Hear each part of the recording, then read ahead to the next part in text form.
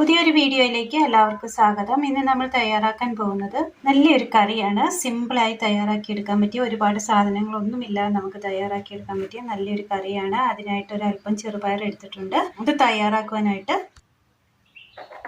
ചട്ടി എടുത്തതിന് ശേഷം ചട്ടിയിലേക്ക് ചെറുപയർ ഇട്ട് കൊടുക്കാം. ഇത് കുതിർത്താത്തയാണ്. ഒരല്പം വെള്ളം ഒഴിച്ച് കൊടുക്കാം. നന്നായി ഒന്ന് വേവിച്ചെടുക്കണം. ചെറുപയർ നന്നായി വെന്ത് കിട്ടിയിട്ടുണ്ട്. ഇതുപോലെ വെന്ത് കിട്ടിയിട്ടുണ്ട്. ഇതൊന്ന് നമ്മൾ തണുക്കാനായിട്ട് മാറ്റി വെച്ചിരുന്നു.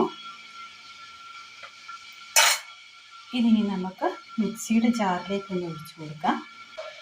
മിക്സിയുടെ ജാറിലേക്ക് നമ്മളിത് ഒഴിച്ചു കൊടുത്തിട്ടുണ്ട്. ഇതുപോലെ.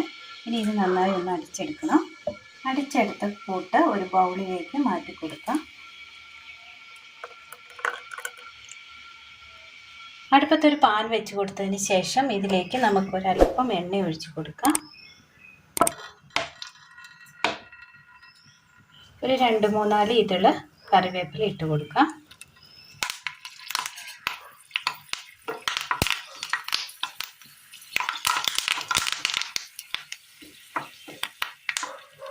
ഒന്ന് കോരി മാറ്റുകയാണ്.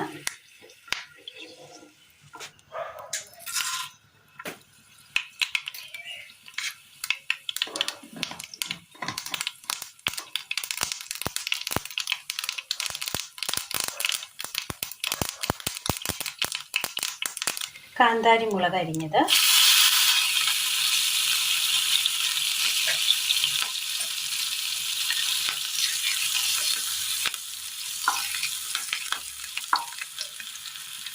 ഇനി നമ്മൾ അരച്ചു കൊണ്ടുവന്ന ചെറുപയർ ഒഴിച്ചു കൊടുക്കുകയാണ്.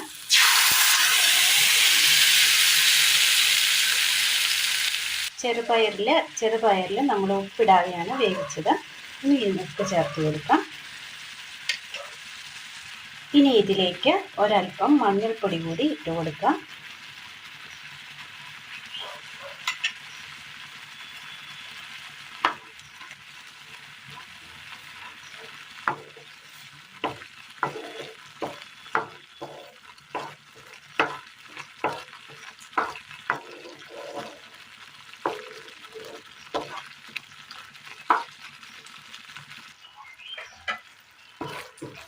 നന്നായി ഒന്ന് കുറുകി വന്നിട്ടുണ്ട്. ഇതുപോലെ ഒന്ന് കുറുകി വന്നിട്ടുണ്ട്. ഇതുപോലെ ഒന്ന് കുറുകി വരുന്ന സമയം തീ ഓഫ് ചെയ്യണം. തീ ഓഫ് ചെയ്തു. ഇനി ഇതിലേക്ക് നമ്മൾ തേങ്ങയുടെ പാലൊഴിച്ച് കൊടുക്കുകയാണ്. തേങ്ങാപ്പാൽ ഒഴിച്ചു കൊടുത്തു. ഒരു പാത്രത്തിലേക്ക് ഒഴിച്ചു കൊടുക്കാം.